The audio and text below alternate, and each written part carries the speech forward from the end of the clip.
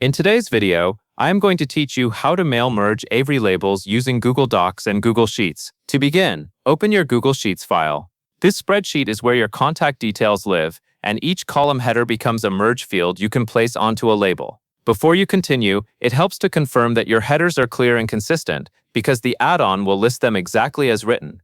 For example, a column named Full Name will appear as Full Name when you insert it into the label layout.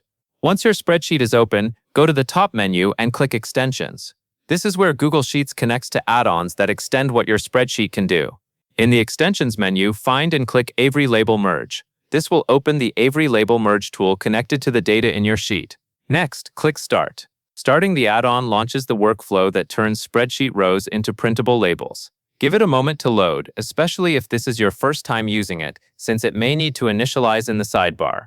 After it opens, click Label/Envelope. This tells the add-on what type of merge project you are building, and in this case, you are creating labels. Choosing the correct project type is important because it affects the layout and spacing when your merge document is generated.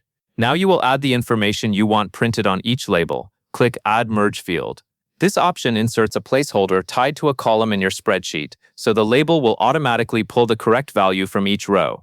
From the list of available fields, click Full Name.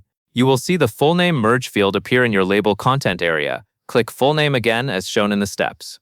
This duplicates that same merge field in the label layout, which is useful when you need the same piece of data in more than one spot, or if your design calls for repeating a field. Keep your spacing and line breaks clean so the label stays readable when printed. When your label content is set, click Merge Labels.